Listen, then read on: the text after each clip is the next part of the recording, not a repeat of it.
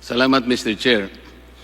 Ito po kasing usapin ng Philippine Depositary Receipts ay minamatwid po ng ABS-CBN sa kanilang mga paunang pananalita na magkaiba naman yung Philippine Holdings Corporation at saka yung ABS-CBN Corporation bilang isang broadcasting company. Ang sinasabi po nila, ang gawain ng Philippine Holdings at ang kanilang kontrata sa mga holders nila ay kanilang personal na usapin. Walang kinalaman ng ABS-CBN. Magiging tama po sana yon, Mr. Chair, kung sa pagsusuri natin sa nakaraang mga pagdinig, hindi sana nagkaroon ng napakaraming kapangyarihan na ibinigay sa mga holders ng PDRs na kung susumahin natin, Mr. Chair, talagang mistulang may-ari na po yung holder ng PDRs at magiging potential na rin po na impluensya para makalahok na rin sa pamamahala ng ABS-CBN Broadcasting Corporation na isa pong mahigpit na kabawalan ng ating saligang batas. Kahit na po sabihin na natin sa harap ng ating batas na ang isang kumpanya na itinatag ay merong hiwalay na personalidad sa iba at sa kanyang mga may-ari, tinatawag nga ito, Mr. Chair, na mga juridical person or juridical personality. Ang hindi po binanggit ng ABS-CBN, Mr. Chair, ay ang ating mga batas din ay nagbibigay ng isang mabisang remedyo na laganap sa ating jurisdiction. Ito po yung tinatawag na piercing the veil of corporate fiction. Ano po ito, Mr. Chair? Ito po isang datang ginagamit kung isang korporasyon na itinatag ay ginawa lamang para ito ay magamit sa maling gawain o kaya may layuning makaiwas o makaalpas sa mga pananagutan. Ang halimbawa po rito, Mr. Chair, ay isang kumpanya na nagkaroon ng napakaraming pagkakautang. Pagkatapos mayroon pang bayaring iba-iba katulad po ng mga sweldo ng kanilang mga manggagawa, mga bonus, mga benepisyo na hindi maibigay. Ang ginagawa po nila, babaguhin nila yung pangalan ng isang korporasyon para maging isang parang bago. Ang ibig sabihin nito, Mr. Chair, iiwasan nila yung pananagutan o mga legal na limitasyon sapagkat bago na nga yung korporasyon. Hindi po ito pinapayagan ng korte o ang ating batas, Mr. Chair. Ang mangyayari po nito, hihiwain po niya yung tabing o belo na nakatakip to sa bagong korporasyon na yon para yung kanyang katauhan ay malantad, mabalik sa dating kalagayan. Hindi po niya magagamit yung tinatawag na separate or distinct personality, kagaya po ng minamatwid ng ABS-CBN, sapagkat mayroong pananagutan o maling gawain na kanilang nagagawa. Ito po ang ibig sabihin ng piercing the veil of corporate identity. Ang maling paggamit po ng Philippine Deposit Receipts ng may-ari ng ABS-CBN ay pilit na itinatago sa pamamagitan ng belo na nakatakip at itinago bilang di umano hiwalay na korporasyon sa ABS-CBN Broadcasting Corporation. Sa kanilang unang pagsasalita, Mr. Chair, nabanggit nila na wala namang bago yung PDRs. Ito'y ginagamit sa ibang panig ng mundo. Totoo po yun, Mr. Chair. Sapagkat sa ibang panig ng mundo, katulad ng Amerika halimbawa, wala naman pong requirement na 100% ownership ang kanilang mga broadcasting corporations o mga istasyon na radyo. Ang totoo pa nga po, Mr. Chair, 3 taon na nakararaan, pinayagan pa nga sa isang grupo ng mga broadcasters, 100% foreign ownership. Baligtad po. Hindi po kagaya sa atin. 100% Filipino ownership at saka yung kanyang pamamalakad. So, kailangan po nating magpakaingat. Kung halimbawa po yung PDRs, Mr. Chair, gagamitin doon sa mga regular na korporasyon na hindi humihingi at hindi hinahanap yung 100% ownership and management, baka sakali pong maluwag nating tatanggapin yun. May mga kumpanya na 60% lang. Kung advertising, hanggang 70% lang Filipino ownership. Pero dito po kasi, ang pagkakaiba, talagang 100% ang kinakailangan. Kaya nga po, yung paggamit ng Philippine Depositary Receipts sa ating pagsusuri ay sa tingin natin, sapagkat naarmasan na mabuti, naging mistulang may-ari na po yung holder ng Philippine Deposit Receipts at nakapag-i-impluwensya na rin sa mga hakbangin na pwedeng gawin ng ABS-CBN. Meron po tayong nakalap, Mr. Chair, sa ibang bansa, lalo na sa Amerika, kung paano ginagamit yung tinatawag nating piercing the veil of corporate fiction. Sa Florida po, tatanggalin po yung belong nakatakip sa isang korporasyon kung ito ay ginagamit ng isang alter ego lamang. Ano po yung ibig sabihin ng alter ego? Parang shell company, parang kasangkapan lang. Ang ABS-CBN Holdings Corporation, Mr. Chair, wala pong ibang gawain ito eh. Wala siyang ibang negosyo. Ang tanging ginagawa niya lang, mag-issue ng Philippine Depositary Receipts. Wala na pong iba. Ito po ay inaamin ng ABS-CBN sa maraming mga dokumento nila. Sa Alaska po, ginagamit po yung pag-aalis ng tabing o belo ng isang korporasyon pagka ito'y sobrang kinokontrol ng isang parent company o ito'y gumagawa ng gawaing nakalalabag sa batas. Sa Nevada, kung ang korporasyon ay pinamamahalaan bilang isang alter ego, ganun din po, at mayroong kaisahan sa interes at pagmimayari. Mamaya po, babanggitin ko po kung anong koneksyon ng maraming kumpanya na itatag ang mga Lopez Company, kung paano ang interes at pagmimayari ay talagang mayroong kaisahan. Sa New York po, ginagamit yung piercing the veil of corporate fiction kung ang shareholder po, ginagamit ang korporasyon bilang isang ahente. Parang ganito rin po ang nangyari. Parang alter ego lang po yung ABS Holdings Corporation para makagawa ng mga bagay na sinasabi nating nakalalabag at nakapagpapaikot sa saligang batas. Sa Texas po, ginagamit din ito pagka-alter ego ng magulang na corporation at para maiwasan ang mga legal na limitasyon. Katulad po ng binabanggit natin. Ano po yung mga legal limitations? Bawal po yung hindi purong-purong Pilipino na magme-may-ari at mamamalakad ng kumpanyang may kinalaman sa mass media. Sa Pilipinas po, lahat ng ito'y ginagamit natin.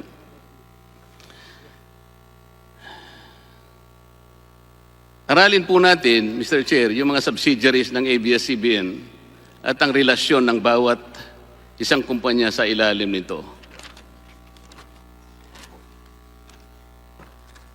Sa pag-i-issue po sa transaction ng Philippine Depositary Receipts, ito pong Lopez Group of Companies na ito ay involved lahat. Una, Lopez Incorporated. Ito po yung ultimate parent. Pangalawa, Lopez Holdings Corporation. Pang-apat, ABS-CBN Holdings Corporation. Pang-apat, ABS-CBN Corporation. Ano po pagkakaugnay itong apat na ito? Ang Lopez INC ay pag-aari po ng apat na holding companies ng Eugenio Lopez Jr., Oscar Lopez, Manuel Lopez, Presentacion Lopez Sinakis. Ang Lopez Inc. ay pag-aari nitong apat na holding companies na kung tawagin ay Crosslaw Holdings Corporation, majority Filipino, Mantes Corporation, majority owner, Filipino, Creme Investment Corporation, Presta Holdings Company, Inc. Ang Lopez Incorporated naman po, Mr. Chair, ay nagme-may-ari ng ABS-CBN, 54.42%. Siya rin po ang may-ari ng Lopez Holdings Corporation, 54.4%. At ABS-CBN Holdings Corporation, 60%. Dito lamang po makikita, yung ABS Holdings Corporation, pag-aari po ng Lopez, ang ABS-CBN, pag-aari din po ng Lopez, majority stockholders, pati po yung PCD, Nominee Corporation, ito po yung depositary nung mga naibenta o na-issue mga Philippine Depositary Receipts. Alin po ang dalawang pag-aari ng PCD, Nominee Corporation? Isa po sa pag-aari niya, Lopez Holdings Corporation. Makikita nyo, konektado na naman doon. 30.67% Pilipino, 9.89% non-Filipino. Pag-aari niya rin po ang ABS-CBN Corporation, 39.79%, pero wala pong distinction sa citizenship. So makikita po natin dito, Mr. Chair, kung hindi po nagre-rigo doon, naglalaro po ng patintero sapagkat puro po ito Lopez Group of Companies.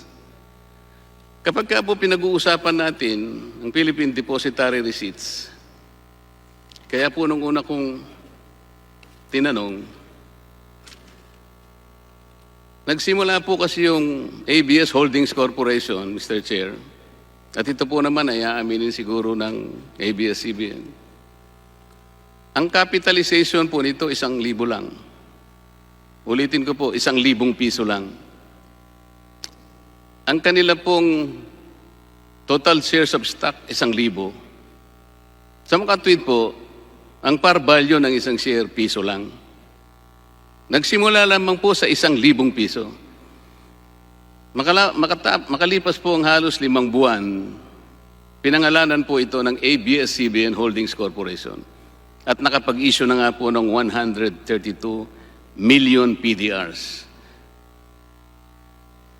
May katapat na 132 million shares of stocks na inilipat po ng Lopez Incorporated sa ABS-CBN Holdings Corporation. Tinanong ko po ano ang trato sa halagang halos 6 na bilyon sa libro ng ABS-CBN Holdings. Ang sabi po nila, ito po isang kapital. Malinaw po na binanggit nila. Kung ito po ay recorded sa books, hindi ko pa nga po alam, saang libro po kaya? Libro po ba ng ABS Holdings Corporation? Libro po ng Lopez Inc? O libro ng ABS-CBN? Tinrato po ninyo yung 6 billion bilang kapital. Saan pong libro na record yun? ABS-CBN.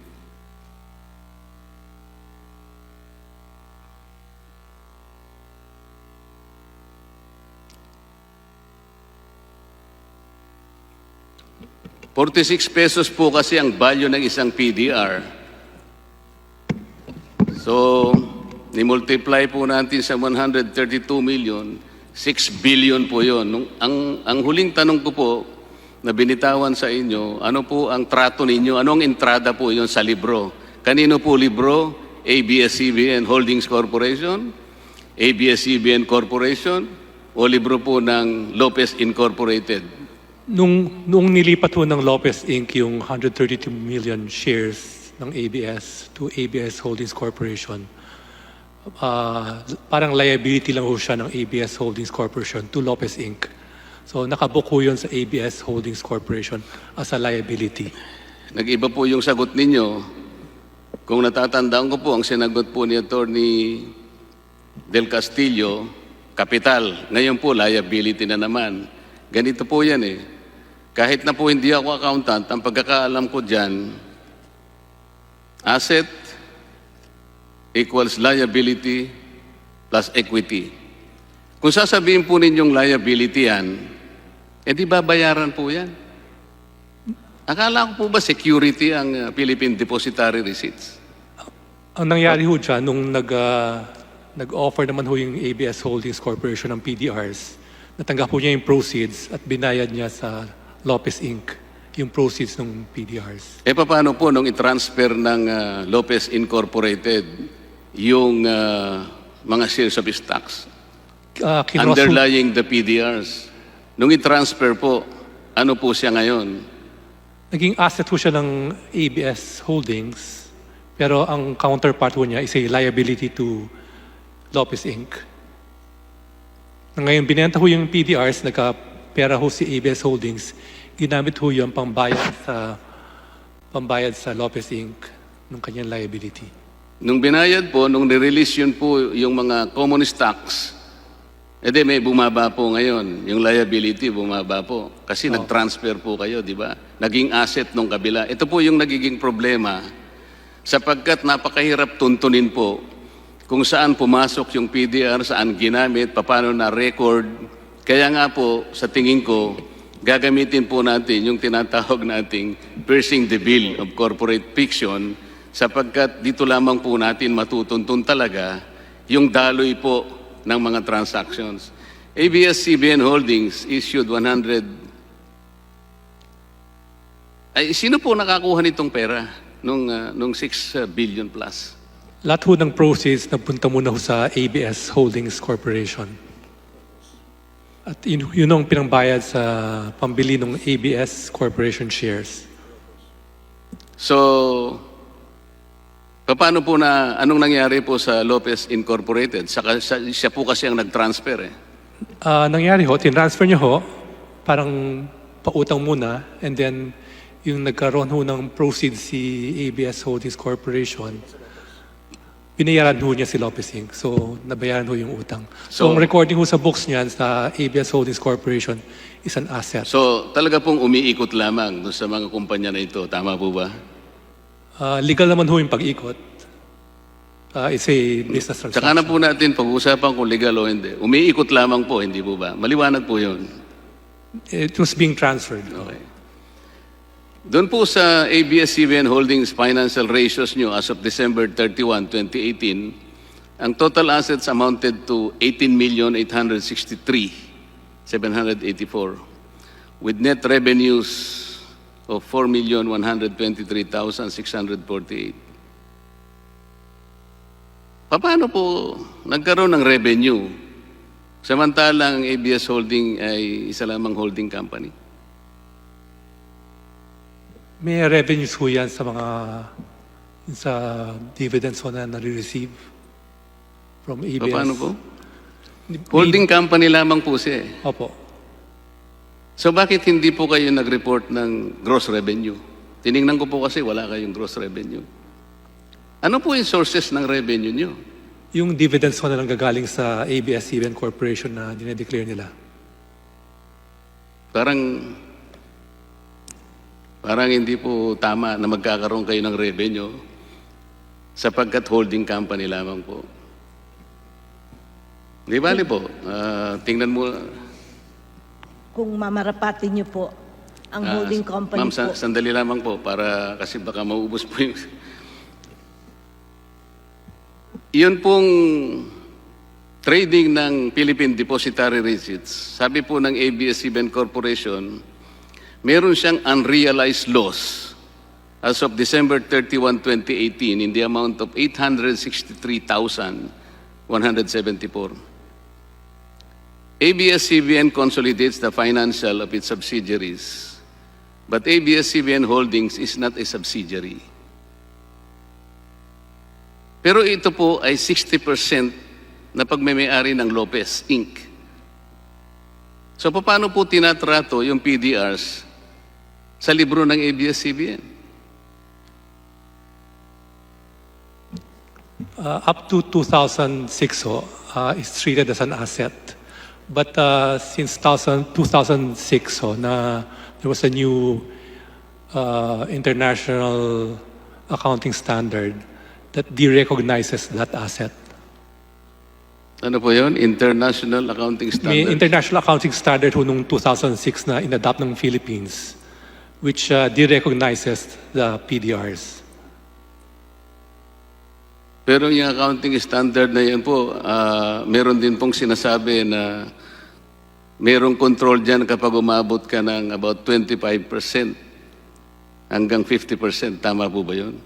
Hindi po yun yung standard na ginagamit, yung ibang standard. So paano po yung fluctuation sa fair value ng Philippine Depositary Receipts ng ABS? Paano po nire-record yung fluctuation? Sapagkat ang sabi niya merong loss eh. Ngayon ho, dahil de-recognize na siya, hindi ho na-reflect yun sa books ng ABS Holdings. But that was up to 2006. Before 2006, that was reflected in the books and in the financial statements.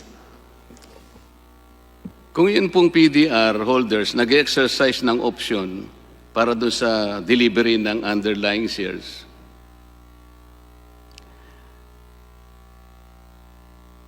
ito po bang mga shares na to were indeed issues by ABS-CBN Corporation? Kasi po, 1992, nasa IPO na kayo, hindi po ba? That's correct, sir. Nagbayad po ba kayo ng 1/2 of 1% o 5% o 10% ng capital gains tax? Alin po doon ang binayaran ninyo? Noong 1992, parang ang tanda ko, wala pa hong IPO tax. But every time there's a cross or a sale through the stock market, the stock transaction tax will be paid. ABS-CBN Holdings, Mr. Chair, shows in its financial reports that the obligation to deliver the underlying shares to the PDR holder is secured by the pledge of shares in favor of security agent acting on behalf of its PDR holder. How does the PCD, ito po yung security holder, hindi po ba? Ito po yung Philippine Central Depository. Ito po yung holder, sabi po kasi ni Attorney Del Castillo nung huli tayong... Totoo po yan. Okay. How does the PCD vote on the underlying shares? Ang PCD po is just a custodian. Sila lang po hawak ng mga PDRs. Alam ko po yun, pero Hindi sila po po yung pinaglalagakan ng depository receipts. Opo, opo. Sinong bumoboto doon? Sila po ay may kapangyarihang bumoto kung kakailangan. Ano po? Sila po ay may kapangyarihang bumoto kung kakailanganin. Yung nominee po ang bumoboto? Kasi po may power sila to Wala hold the shares. pong instruction yung holder ng PDRs? Depende po sa instructions ng PDR holder. Yun nga po. Pero nanggagaling po yung instructions doon sa may-ari ng PDR. Isa Tama po po kasi sa kapangyarihan na binigay ninyo yun eh. Tama po yun. Kaya po, sabi nga natin, kahit na hindi sila bumoboto, but they can direct and cause or even influence the kind of vote that the nominee will do. Yun po. Hindi po yung Does this pledge give the assurance that the underlying shares are not delivered to non-Filipino PDR holders? Halimbawa po, siya po yung may hawak nun eh, may pledge eh. Sigurado po bang hindi nakakaalpas yun at hindi na ibebenta sa hindi Pilipino? Hindi po, kasi pag naka-pledge po, hindi po pwedeng ibenta. Paano po ninyo nalalaman na kayo po ba'y nagmo-monitor nun? Meron po ba kayong strict? Kasi violation po yan ng Alam po pledge. natin, pero sinasabi natin, paano kayo, gano'n nyo nalalaman na namomonitor ninyo? Meron po ba kayong mechanism? May regular reporting po yan. Kayo po ang nakakatingin? Hindi po, ang pledge po O kaya nga po, pero wala kayo doon para tingnan na siguradong hindi nabebenta sa mga hindi Pilipino. Tama po? fiduciary obligation po kasi yan, so hindi po pwedeng i-breach. According to 2018 financial statements of ABS-CBN Corporation, yun pong preferred shares ninyo are convertible to common shares. On November 15, 1992, yung mga stockholders po ninyo, inimyendahan yung Articles of Incorporation at nireclassify ninyo 200 million unissued shares with a par value of 1 peso into preferred shares of 20 cents per share. Assuming po, Mr. Chair, na in-exercise po yung Philippine Depository Receipts at saka yung common shares po ay hindi magkasya, kulang-kulang. Is it possible that the preferred shares will be converted to meet the required common shares?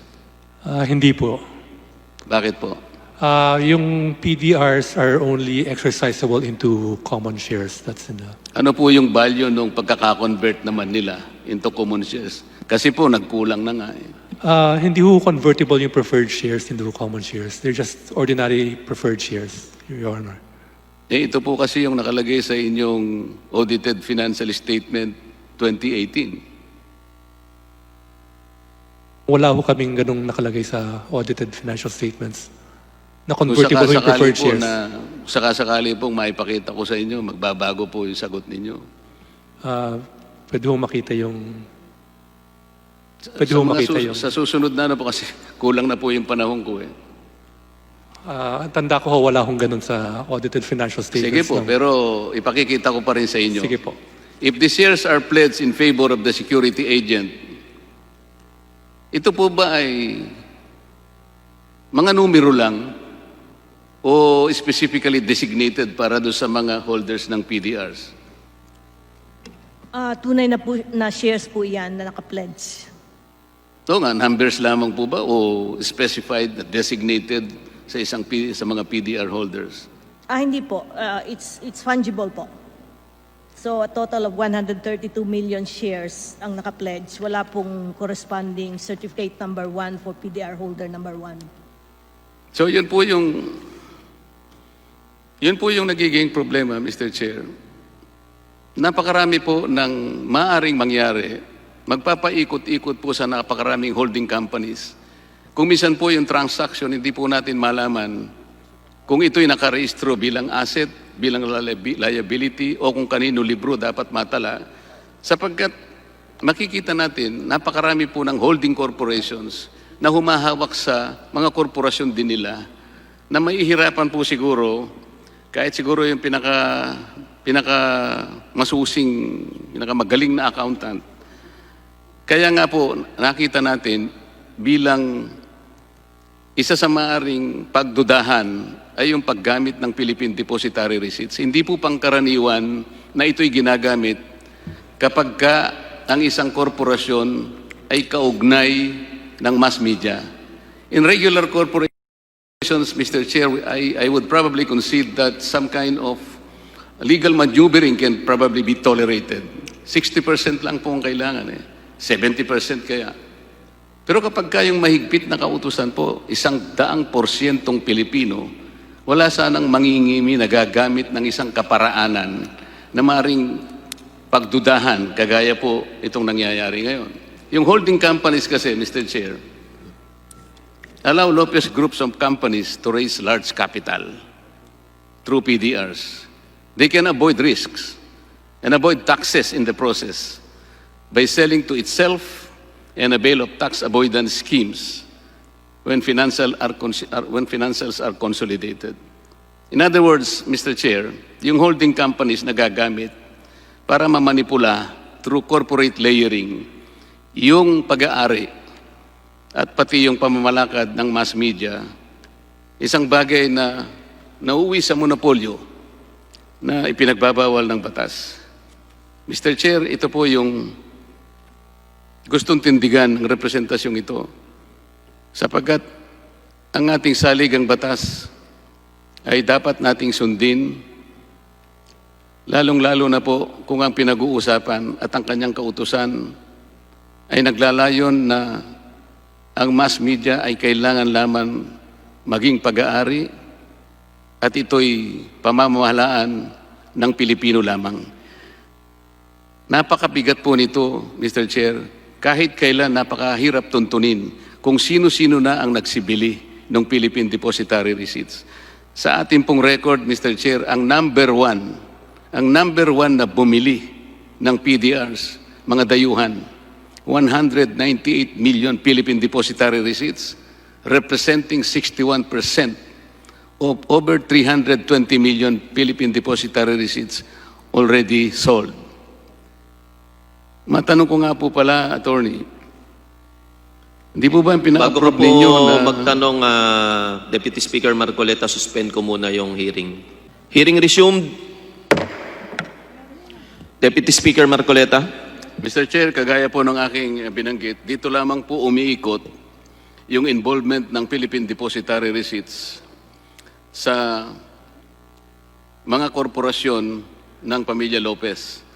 Lopez Incorporated bilang ultimate parent, Lopez Holdings Corporation, ABS-CBN Holdings Corporation, ABS-CBN Corporation.